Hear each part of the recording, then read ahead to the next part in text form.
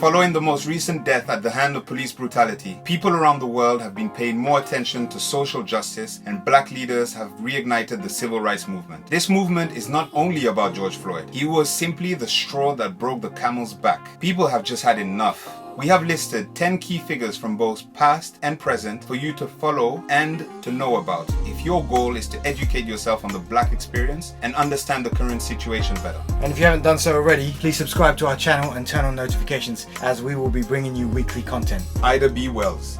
In 1865, right after the abolition of slavery and in order to maintain newly freed black people separate from white people, southern states established what is known as the Black Code, precursor to Jim Crow laws. The legal system that enforced these laws was stacked against black people, with ex-Confederate soldiers joining the police force or becoming judges, making it almost impossible for black to access justice. This is particularly important to understand the structural racism which endures to this day in the American legal system and produces time and time again situations where blacks are denied justice and where black people like George Floyd can be executed with impunity. It is in this context that in 1889, Ida B. Wells was riding first class in a train when a conductor kicked her out after she refused to move to a segregated carriage. She sued the railroad, won $500 in a local court, and even though the ruling was later overturned by the Supreme Court, it marked a significant victory against the segregation system. Look out for her book on lynching to find out about her bravery and what she's all about. Rosa Parks is sitting in the colored area at the back of a bus when the conductor asks her and 3 other black customers to give up their seats for a white passenger who couldn't find one. She courageously refuses and gets arrested. Many would agree her action sparked the beginning of the civil rights movement in the 60s. Indeed, after word of her bravery got to black leaders across the country, including none other than Martin Luther King, King's MIA organization, of which he was the leader, organized the Montgomery bus boycott, which lasted 381 days and culminated in the Supreme Court finally ruling segregation as unconstitutional. Martin Luther King. MLK was one of the most, if not the most, prominent black leaders of the civil rights movement. What we find particularly remarkable about him is threefold. Number one, he was not only an advocate for black rights in America, but for universal human rights everywhere. Number two, his non-violence thought and leadership, often criticized by his detractors as inefficient, brought about direct gains to the black cause, such as the Civil Rights Act and the Voting Rights Act. And number three, he survived a knife stabbing to the chest in the early days of his career before his star had risen. One day, as he was signing books in a department store, Isola Curry came up to him and said, "Are you Martin Luther King?" When he replied yes, she stabbed him in the chest with a knife. King survived the attempted assassination and later said, "A climate of hatred and bitterness so permeates areas of our nation that inevitably deeds of extreme violence must erupt. The experience of these last few days has deepened my faith in the relevance of the spirit of non-violence if necessary social change is peacefully to take place." To learn about him, check out the last book he wrote before his death, Where Do We Go From Here? Chaos or Community? And I've seen the promised land.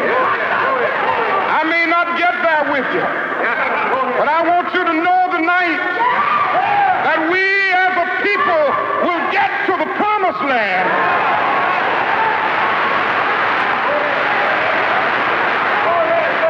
So I'm happy tonight. I'm not worried about anything. I'm not fearing any man. Mine eyes have seen the glory of the coming of the Lord. Malcolm X. Nearly everyone knows the name, but how much do you really know about the man? Malcolm X was born in 1925 in Omaha, Nebraska, and was a leader in the civil rights movement during the 50s and 60s.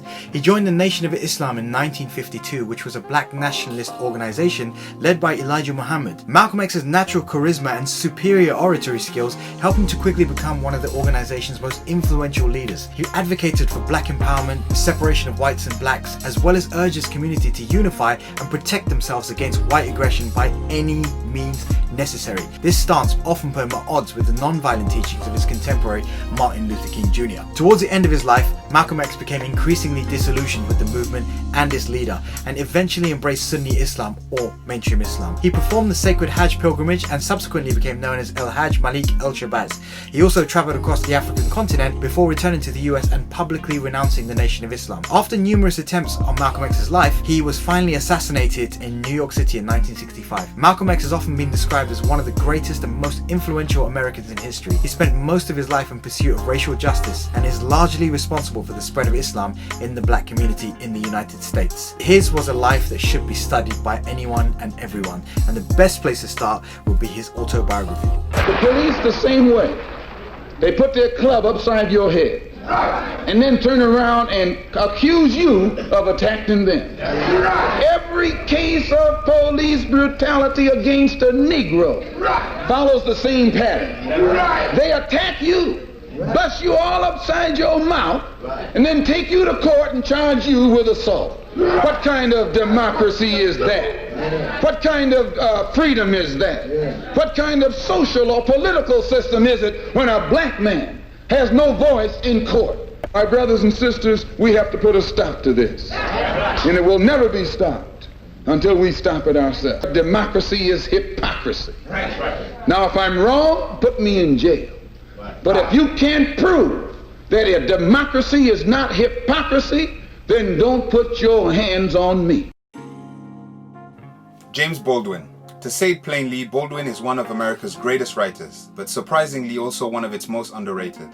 Born in 1924, he was a novelist, playwright, a poet, and a social activist. He was an influential figure of the American Civil Rights Movement, and if we're talking about understanding the black experience, Baldwin will make you feel it. Take no one's word for anything, including mine, but trust your experience, as he once wrote to his nephew in The Fire Next Time. Forged out of the fire of his own experiences, his work explored sexuality, race, poverty, and class structures to provide a vivid account of the black experiences. It also served as an indictment to the white establishment. His real genius came in 1963 with his work The Fire Next Time, a collection of essays that educate white Americans on the black condition while simultaneously offering white readers a view of themselves through the eyes of the Afro-American community. This was a defining moment which catapulted his career as he was featured on the cover of Times magazine. No artist is ahead of his time. He is his time. It is just that others are behind the times, wrote Martha Graham. And so it was with James Baldwin. His play, Blues for Mr., loosely based on the racially motivated murder of Emmett Till, could be replaced with any of the racially motivated murders in today's America, meaning his work is very much relevant today. Baldwin died in his home in France in '87, a life bearing witness to truth. If you're interested in finding out the truth about the black condition, then watch his docu-film, I Am Not Your Negro. I don't know what most white people in this country feel, but I can only include what they feel from the state of their institutions. I don't know if white Christians hate Negroes or not, but I know that we have a Christian church which is white and a Christian church which is black. I know, as Malcolm X once put it, that the most segregated hour in American life is high noon on Sunday. That says a great deal for me about a Christian nation. It means that I can't afford to trust most white Christians and certainly cannot trust the Christian church. I don't know whether the labor unions and their bosses really hate me. That doesn't matter, but I know I'm not in their unions. I don't know if the real estate lobby has anything against black people, but I know the real estate lobbies keep me in the ghetto. I don't know if the Board of Education hates black people, but I know the textbooks I give my children to read and the schools that we have to go to. Now, this is the evidence. You want me to make an act of faith, risking myself, my wife, my woman, my sister, my children, on some idealism which you assure me exists in America, which I have never seen.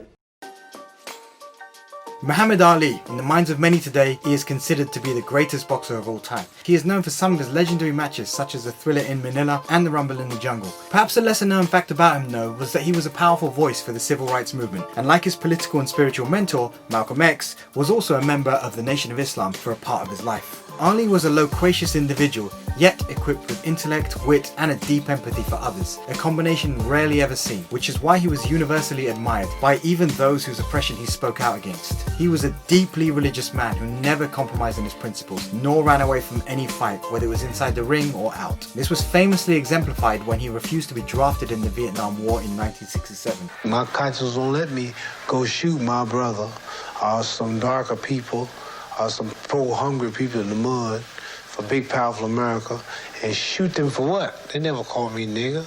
They never lynched me. They never put no dogs on me. They never robbed me of my nationality. raped and killed my mother and father. What I'm going to shoot them for what? How am I going to shoot them? Them little poor little black people, little babies and children and women.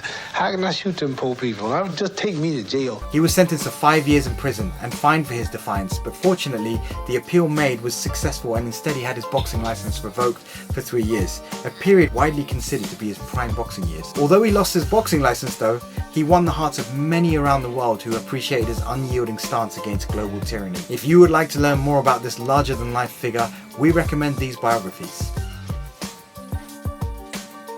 I'm saying you talking about me about some draft, and all of you white boys are breaking your neck to get to Switzerland and Canada and London. I'm not going to help nobody get something my Negroes don't have. If I'm going to die, I'll die now, right here fighting you. If I'm going to die, you my enemy, not Viet Congs or Chinese or Japanese. You my opposer when I want freedom. You my opposer when I want justice. You my opposer when I want equality. You won't even stand up for me in America for my religious beliefs, and you want me to go somewhere and fight, but you won't even stand up for me here at home. Cornel West. Where to start? This brother is as prolific as it comes. A philosopher, political activist, social critic, commentator, an actor who appeared in The Matrix, and a musician inspired by the blues. After graduating magna cum laude from Harvard at age 20, West enrolled at Princeton University, where he would later become a professor. He received a Doctor of Philosophy, a PhD degree, becoming the first African-American graduate from Princeton with a PhD degree in philosophy. His topics of predilection are race, gender, and class. Like Baldwin, he follows the same tradition of bearing witness to the truth and to our social existence. He subscribes to the Socratic method and is often reminding his followers that the unexamined life is not worth living. Tell that to the American establishment and people who uphold antiquated racist institutions. If you want to get info on his thoughts, simply access any of his lectures or guest appearances found on YouTube. And if you really want to delve deeper into his thought, check out Race Matters, Democracy Matters, and more recently, Black Prophetic Fire. When you talk about the masses of black people, the precious poor and working class black people, poor and working class brown, red, yellow, whatever color, they're the ones who are left out and they feel so thoroughly powerless, helpless, hopeless, then you get rebellion. And we've reached the point now, it's a choice between nonviolent revolution. And by revolution, what I mean is the democratic sharing of power, resources, wealth, and respect. If we don't get that kind of sharing, you're going to get more violent explosions. Now, the sad thing is, in this neo-fascist moment in the White House, you've got some neo-fascist brothers and sisters out there who are already armed. They show up there at the U.S. Capitol, and they don't get arrested. They don't get put down. Shaun King is an American writer, a civil rights activist, and the co-founder of Real Justice PAC. King uses SNS such as Facebook, Twitter, Instagram, and YouTube to promote social justice causes, including the Black Lives Matter movement. His pages often have videos the mainstream media will not have, so if you haven't been doing so already, we recommend you follow his page. Killer Mike. Rapper, songwriter, and activist. Out of the three, his activism is what draws us in. He is a vocal and sobering voice against police brutality, systemic racism, and social inequality as it affects the black community in America. Carrying on the victories of the civil rights heroes, he has been very active in encouraging people to vote. This became evident through his support of Democratic hopeful Bernie Sanders after he promised to restore the 1965 Voting Rights Act. Killer Mike is also known for promoting black-owned banks and businesses as a way of keeping the dollar circulating in the community and strengthening its economic standing in America. If you don't follow him on social media yet, we recommend you to start. I watched a white officer assassinate a black man, and I know that tore your heart out. And I know it's crippling. And I have nothing positive to say in this moment because I don't want to be here. But I'm responsible to be here because it wasn't just Dr. King and people dressed nicely who marched and protested to progress this city and so many other cities. It was people like my grandmother, people like my aunts and uncles who were members of SCLC and NAACP. So I'm duty-bound to be here to simply say that it is your duty not to burn your own house down for anger with an enemy. It is your duty to fortify your own house so that you may be a house of refuge in times of organization. And now is the time to plot, plan, strategize, organize, and mobilize. Ava DuVernay is an American filmmaker and director. She was the first black woman to be nominated for a Golden Globe Award for her work on Selma, the Martin Luther King Jr. biopic. In 2017, she was nominated for an Academy Award for the Best Documentary Feature for her docufilm 13th. The following year, she created, wrote, produced and directed the very powerful and hard-to-watch drama series entitled When They See Us, based on the 1989 Jogger case, which saw young innocent boys arrested and sent to prison for a crime they did not commit. The series has earned critical acclaim and won numerous awards. You can find both the 13th and When They See Us on Netflix.